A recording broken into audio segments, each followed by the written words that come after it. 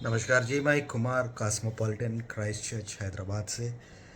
आजकल के ज़माने में आप देखें तो बहुत बढ़िया बढ़िया बिल्डिंग्स जो है उसको तोड़ते जा रहे हैं। मैं ये नहीं बोल रहा हूँ कि जो आम जनता का जो बिल्डिंग जो है ना वो तोड़ते जा रहे हैं, वो अलग बात है।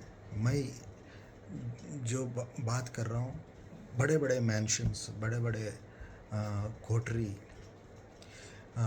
जो है ना वो भी डिमॉलिश हो रहे हैं, क्योंकि उसका टाइम हो गया और उसका वैल्यू भी कम होते जाता है। बट वो जो मैंशन, वो जो कोठरी जो बनते हैं ना, वो टाइम में उसका वैल्यू बहुत बढ़िया रहता है और वो टाइम में उसका बनाने के लिए बहुत बढ़िया खर्चा भी होता है।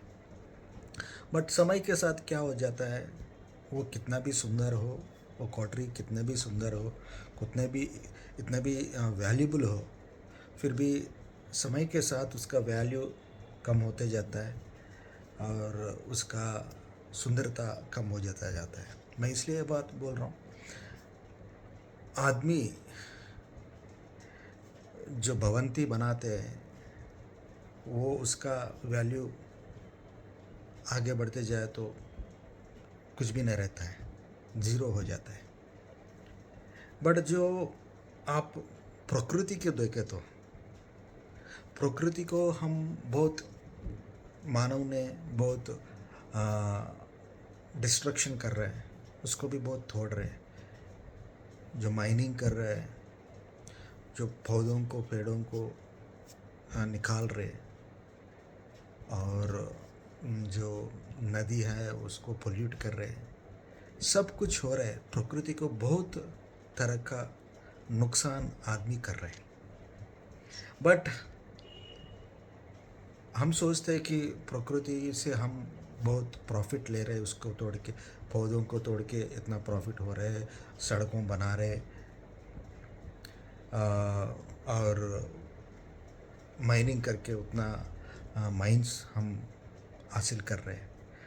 बट क्या होता है, समय बिताने के बाद, आगे जाते के बाद एक कैलामिटी आ जाता है, बोले तो डिज़ास्टर आ जाता है, नेचुरल डिज़ास्टर, प्राकृतिक विकल्प आ जाता है।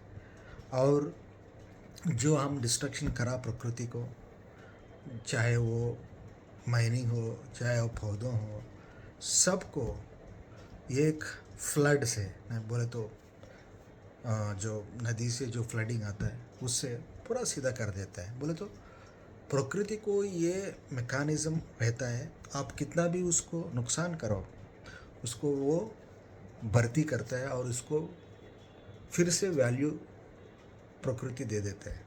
बट हम जो मानव बनते हैं ना, भवंती बनते हैं, नहीं तो जो भी बनाते हैं ना, उस वो समय के साथ उसका वैल्यू कम हो जाता है, जीरो हो जाता है, उसका वैल्यू कुछ भी नहीं रहता है।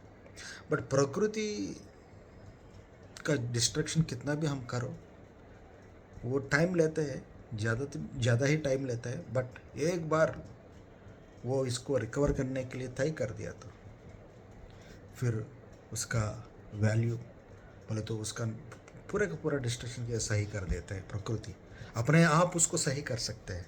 आप कितना भी डिस्ट्रक्शन करो प्रकृति को, अपने आप उसको सही कर देते हैं। इसलिए मैं ये बोल रहा हूँ, एक सुपर नेचुरल पावर है ये दुनिया में। ये दुनिया को बनाने वाला, एक दुनिया को पालने वाला, एक दुनिया को मेंटेन करने वाला एक सुपर नेचुरल पावर है। वो ये प्रकृति को, ये दुनिया को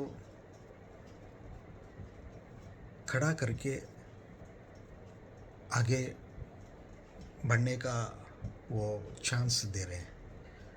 ऐसा कुछ भी नहीं है कि सुपर नेचुरल पावर, कुछ भी नहीं है। हम खुद मानव ने इतना डेवलपमेंट हो गया, इतना सिविलाइज्ड हो गया, सिविलाइजेशन आ गया और रेवोल्यूशन आ गया, ये नहीं, कुछ भी नहीं है। सिविलाइजेशन नेचुरल कैलामिटीज़ को रोक नहीं सकता, सिविलाइजेशन प्रकृति को रोक नहीं सकता। हम समझते हैं कि सिविलाइजेशन से मानव का जीवन बहुत वृद्धि हो गया, बोल के कुछ भी नहीं है। वो ऐसा हम उतना वो चरिश्मा में रहता है कि सिविलाइजेशन करके आदमी इतना डेवलप हो गया, बट क्या है, एक बार एक कैलामिटी आ गया तो, एक नेचुरल डिजास्टर आ गया तो फिर शुरू से आदमी को उसका लाइफ को आगे बढ़ना पड़ता है। इसलिए मैं सबको बोल रहा हूँ कि आदमी सुपर पावर नहीं है, आदमी सुपर नेचुरल पावर नहीं है। एक है, चाहे मैं तो भगवान बोलता हूँ, नेचुरल सुपर पावर भगवान है। भगवान को मानना पड़ता है ताकि मानव जाति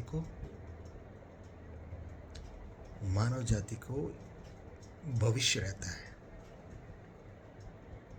मानव जाति आगे बढ़ना है तो, भविष्य में जाना है तो, जो सुपर नेचुरल पावर मैं बोलता हूँ भगवान को मानना पड़ता है। भगवान को माने तो सब कुछ आपका सामने ठीक हो जाता है।